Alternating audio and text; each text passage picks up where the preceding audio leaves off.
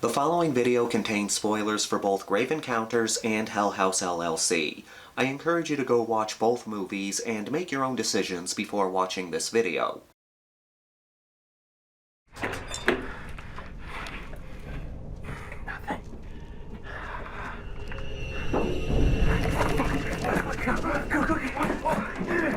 Ever since found footage movies exploded after the success of Paranormal Activity, I've had a love-hate relationship with the genre. I enjoyed the Paranormal Activity movies, but I could take them or leave them. Same thing with movies like The Sacrament, the first VHS movie, and Ganjam Haunted Asylum. I did not like either of the Creep movies or Frankenstein's Army, and there are quite a few found footage flicks that I just find frustrating. There are movies in the genre I like, and some that I love, but for the most part, it just doesn't work for me. I have a whole video on that topic up here, please go check that out. But as complicated a relationship I have with found footage movies, I want to love the genre. I find it fascinating, and I think when it works, it really works. Which brings us to the two subjects of today's video. I checked out these movies recently, Grave Encounters and Hell House LLC, two haunted house-based found footage movies, or One Haunted House, One Haunted Asylum. I absolutely loved Hell House LLC, and that's coming from someone who's iffy with found footage. Grave Encounters, I had some issues with. We're gonna pick it up from there. I'm not gonna do that beginning part again. I was going to do two separate reviews for each movie, but then I decided to combine the two into one video. I'm gonna talk about why I think one worked, and why I think one did not work. So let's not waste time and get into the comparison. And to any Grave Encounters fans out there, this video is just for the sake of fun and discussion. It's just my opinion and it doesn't really mean much. This isn't meant to have anybody learn anything, I just think it would be an entertaining video. Whatever points I make that you disagree with, feel free to leave them down in the comments. And with that, let's get into it. Alright everyone, if you're ready, it's time to have some Grave Encounters. Let's look at the plot of each movie before we get into comparisons. Starting with Grave Encounters. We have been shooting this show for what, 5 episodes? We have never seen anything like that before. I don't even care right now. I just need to get the fuck out of here. We follow a group of paranormal investigators as they go to the abandoned Collingwood's Psychiatric Hospital. Now, these investigators are attempting to start their own paranormal TV show called, get ready for this, Grave Encounters. I know, what a coincidence. The group has themselves locked inside the asylum overnight, hoping to get some juicy, spooky evidence for their show. And of course, indulge here and there. TC, can you just cut for a second? Okay, how about you make something up for the camera? Pretend you saw something. At first, they find nothing substantial, but as the night goes on, the activity starts to rev up. In the final act, the hauntings go full force. The layout of the building changes, doors appear and disappear, the night never ends, and strange apparitions begin to appear. Yeah, we'll get into that. The group becomes desperate as it becomes clear that there's no way out of Collingwood. Just keep walking straight. We can walk in the dark for hours. It's kind of like a game. Moving on to Hell House LLC. But he said their throat had been cut, and that he was pretty sure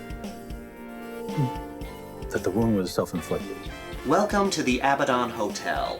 It's been abandoned for years until a group of Halloween haunted house creators decides to use it for their new location for their Halloween attraction. On October 8th, 2009, during the grand opening of Hell House, tragedy struck. 15 people, including members of the Hell House crew, lost their lives that night due to an unexplained accident. No one knows what happened that night. The only evidence is video uploaded to YouTube, filmed by one of the patrons.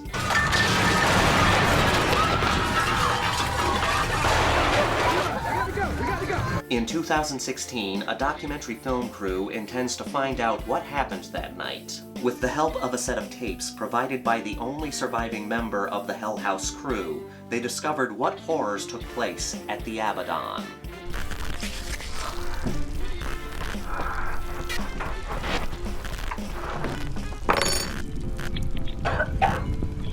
Watching these two movies for me is an example of simplicity versus trying too hard. Let me put it this way. The day I watched Hell House LLC, it actually creeped me out a little, and I had some trouble getting to sleep that night.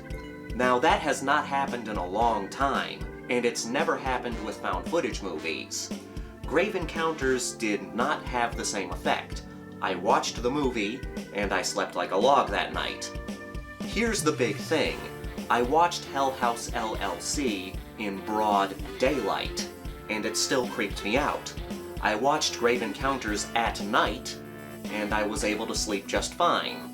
I won't say that Grave Encounters is a bad movie, it just falls apart in the third act, for me at least. But it starts off pretty good. In the first act, the movie pokes fun at paranormal TV shows. I am going to use this still camera to try to capture paranormal anomalies. They're not usually seen by the human eye. It's better known as spirit photography. From the overdramatics of the host to the way they set up the cameras, we learn about the dark history of the hospital and hear about some of the alleged hauntings. It gets us interested in what's to come. A young girl killed herself in here. What? Right here? A patient killed herself right here. Yeah, slit her wrists in this tub. Oh my god, that's so sad. But it does fall in the trap that a lot of found footage movies fall into. We know how it's going to end. These people who go into this hospital are going to die, or disappear at the very least. We still want to know how and why they disappeared, but it is the typical setup for a found footage movie. Now let's look at the first act of Hell House LLC. One of the first things we see is the video footage of the patrons, who survived, by the way. As they go through the house getting spooked by the attractions, a few odd things happen that lead us to believe something's wrong. We see a woman run upstairs, a guy dressed as a clown runs out of the attraction as if very alarmed, and then they make their way to the basement, which is the main attraction of the haunt. But they can't get down there because a group of frightened people are trying to get back upstairs.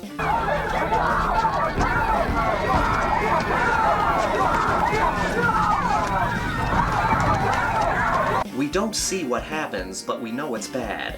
Everybody flees the building as hell breaks loose all around them, and finally they get to safety. This is such a good hook. Grave Encounters prepares us for the scares to come by telling us the creepy history of the hospital. Psychiatric hospitals like this were seen as sort of a dumping ground for embarrassing family members rather than a place that they could go to actually get help. Hell House grabs your attention with one simple question.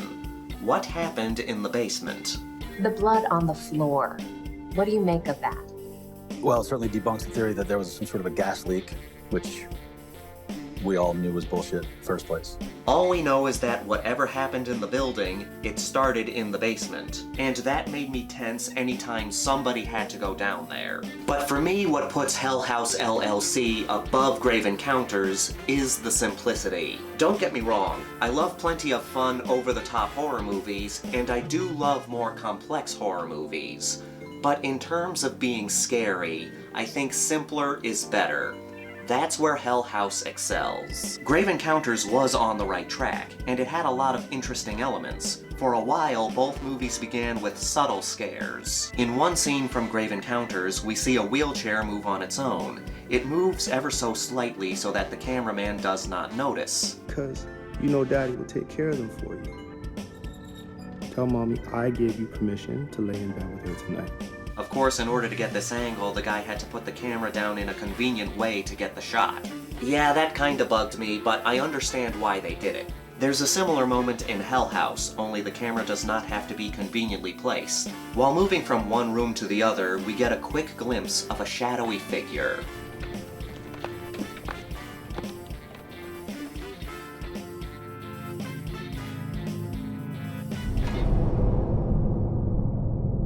Because of the natural movement of the camera, it feels more real that this shadow would go unnoticed. Grave Encounters creates its tension through the continued changes to the hospital. After some freaky shit like doors being slammed on their own and hair being pulled, the group tries to leave the hospital. But when they break the door open, it only leads to another corridor. This doesn't make any sense. This is the way we came in. It's just another hallway. I don't know. You must have gotten turned around in here.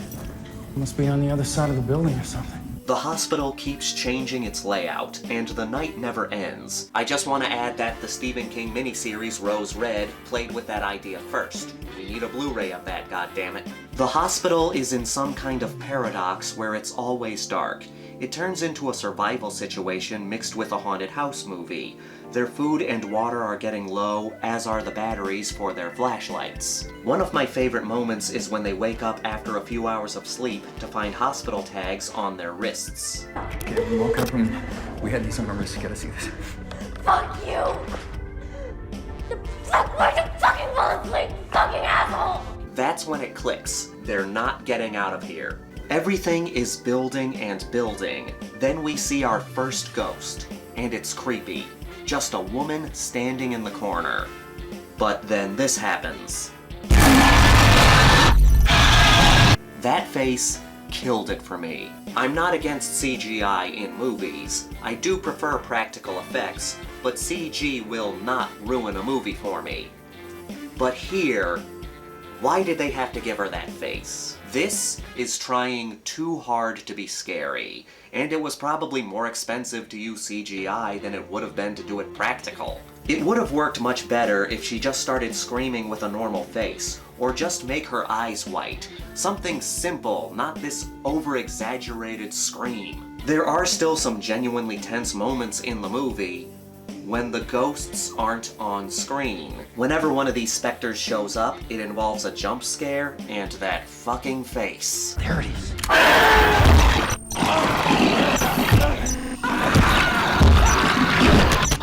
The final act in the tunnels does build the suspense back up, but it all builds up to that damn face again. Shit!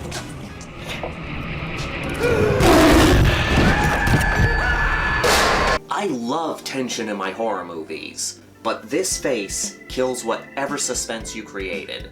It's not scary, it's silly. Going back to Hell House LLC, I think the scares here are treated much better.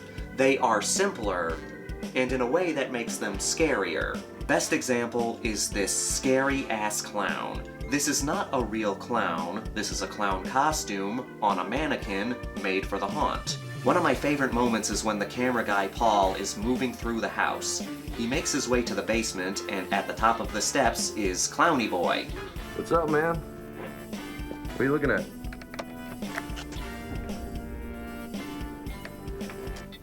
Holy fuck! There's no loud noise, no exaggerations, we don't even see the thing move. 1 minute it's facing the stairs, the next it's looking at the camera. The fact that we don't see it move makes it more unsettling. What the fuck are you doing? You were just right. What the fuck are you doing here? Yeah, you rat. What the fuck, man? You were just standing right fucking here. Hello, Alex? Is that you, you asshole? What the fuck? But my favorite scare would have to be the scene in Paul's bedroom. This is the one that got me, and it once again shows how simplicity can make a movie scarier. Paul wakes up in the middle of the night and turns his light on. Right away we see a strange woman sitting in his room. They don't bring any attention to her, she's just there. Remember the scene in Grave Encounters? The group approaches the woman and...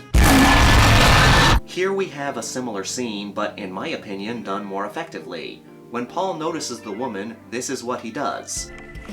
Holy fuck. A very appropriate reaction, I'd say. The scariest part for me is when he lifts the blanket. Holy shit.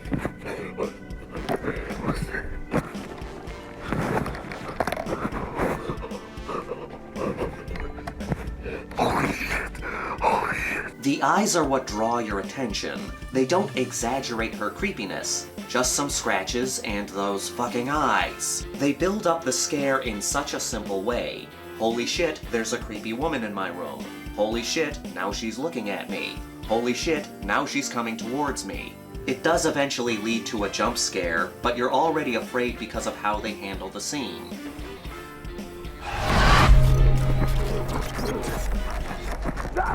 There are very few jump scares, but the ones in here are well earned. And that's how most of the scares are handled in Hell House. Grave Encounters starts off on the right track, but when it gets to the big moments, it goes off the rails. As much as I love my over-the-top horror movies, when I'm looking for something with that good old creepy atmosphere, I want simplicity.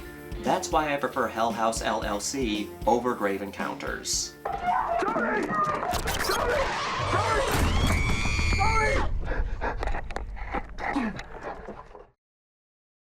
But of course not everyone is going to agree with me, so I want to hear from you. Which one of these movies do you prefer? Grave Encounters or Hell House LLC? And why do you prefer one over the other? If you like both of them, say you like both of them. If you don't like either, let me know. Thank you all for watching. I hope you enjoyed this little comparison video. I had a fun time making it. If you liked it, please let me know and I'll try to do more of these. I would not mind that. But until then, please keep watching the channel, keep enjoying the horror genre, and remember that the Grindhouse will never die.